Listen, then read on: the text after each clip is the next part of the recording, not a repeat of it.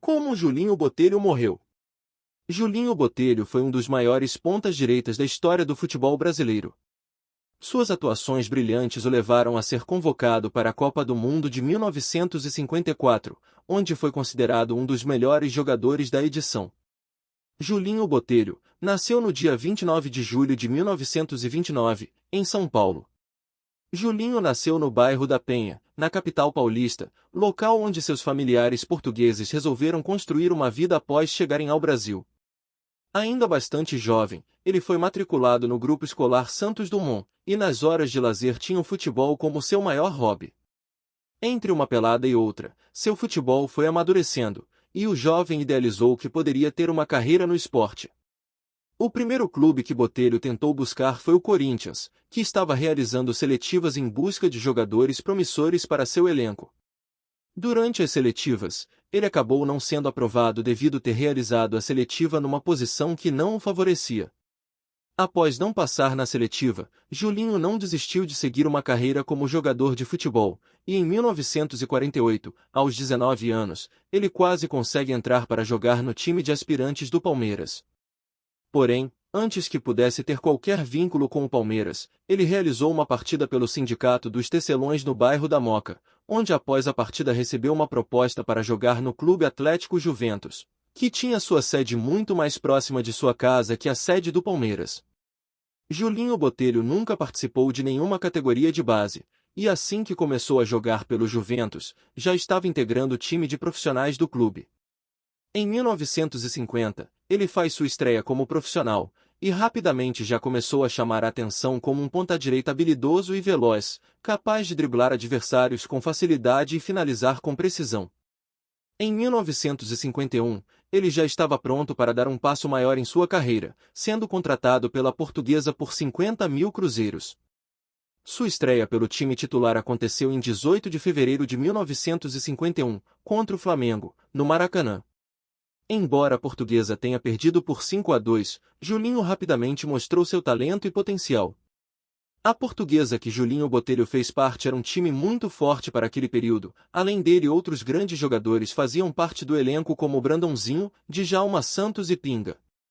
Em 1951, o time da Luz era tão forte que após realizar uma excursão pela Europa, voltou para o Brasil com a conquista da fita azul, uma honraria concedida aos clubes que retornavam invictos de suas excursões internacionais. Após o feito, Julinho conquistou em 1952 o primeiro grande título de sua carreira, ao vencer o torneio Rio-São Paulo, e neste mesmo ano, ele é convocado pela primeira vez para defender a seleção brasileira. Ele foi convocado para representar o Brasil no Campeonato Pan-Americano, realizado em Santiago, no Chile. No torneio a seleção brasileira conquistou a medalha de ouro, e Julinho foi um dos destaques da equipe. No ano seguinte, Julinho participou de várias partidas importantes pela Portuguesa, ajudando o clube a manter seu alto nível de desempenho. O bom desempenho o fez disputar novamente um grande torneio pela seleção brasileira, desta vez ele representou o Brasil no Campeonato Sul-Americano, realizado no Peru. A seleção brasileira terminou como vice-campeã do torneio, e Botelho saiu com a certeza que havia conquistado sua convocação para a Copa do Mundo que ocorreria no próximo ano. Na Copa do Mundo de 1954, realizada na Suíça, ele foi o ponta-direita da seleção brasileira. Sua atuação nessa posição foi fundamental para o desempenho do Brasil no torneio, e ele se destacou como um dos melhores jogadores da competição. No jogo de estreia contra o México, em 16 de junho de 1954, Julinho marcou um dos gols na vitória por 5-0. No entanto, foi no jogo contra a Hungria, nas quartas de final, que Julinho realmente se destacou. Apesar da derrota por 4-2, ele marcou um dos gols do Brasil e foi considerado o melhor jogador da partida. Sua atuação contra a poderosa seleção húngara, conhecida como a Máquina Húngara, foi um dos pontos altos de sua carreira internacional. Apesar da desclassificação do Brasil, sua performance no torneio rendeu excelentes propostas para seu futuro no esporte. No ano seguinte, ele ajuda a Portuguesa a vencer novamente o torneio Rio-São Paulo, e após o título, Julinho Botelho decide que era hora de sair do clube. O jogador, que já era avisado por times internacionais desde sua participação na Copa do Mundo, acabou sendo contratado pela Fiorentina, da Itália, por $5.500, tornando-se a contratação mais cara do clube naquele ano.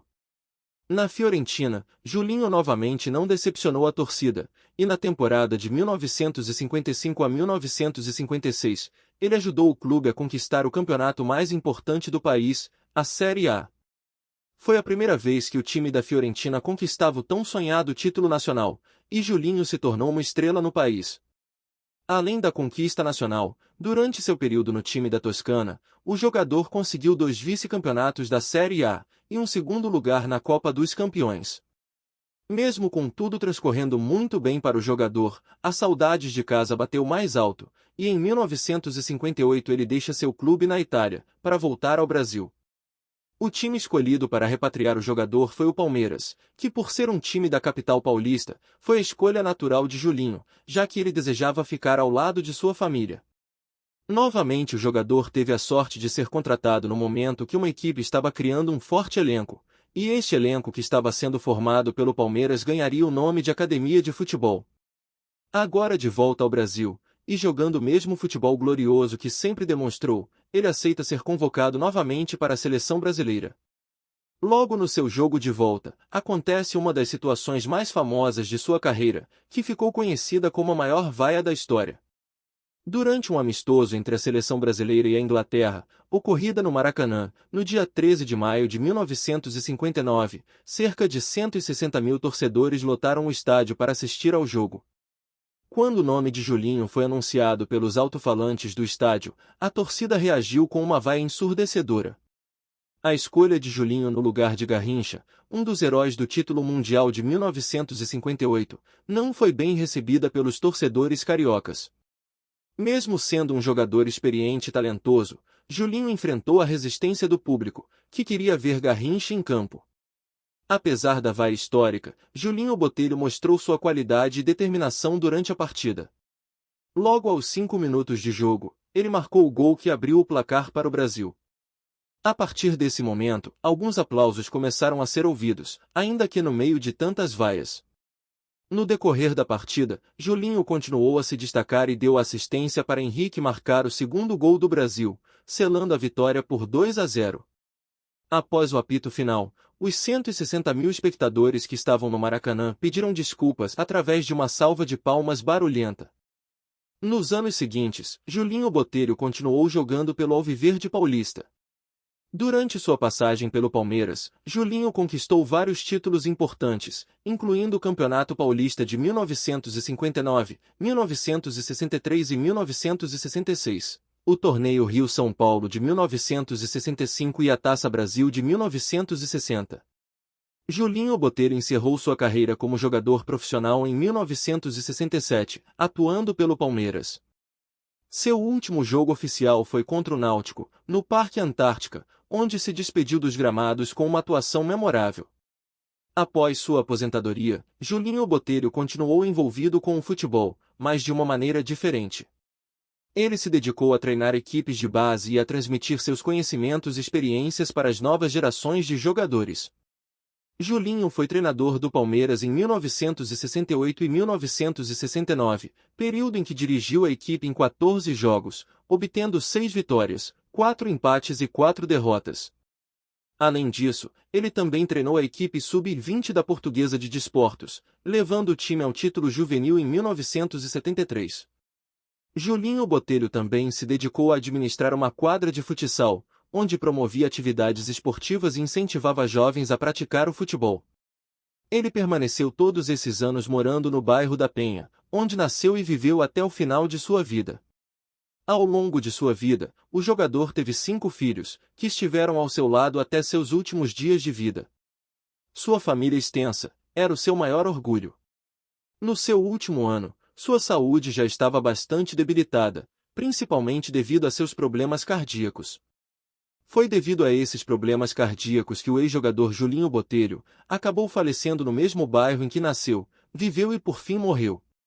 Julinho Botelho morreu em 11 de janeiro de 2003, em decorrência de sérios problemas cardíacos. Ele estava com 73 anos. O velório de Julinho Botelho foi realizado no bairro da Penha, na zona leste de São Paulo. Ele foi sepultado no cemitério da Penha, em uma cerimônia simples, mas carregado de significado e emoção.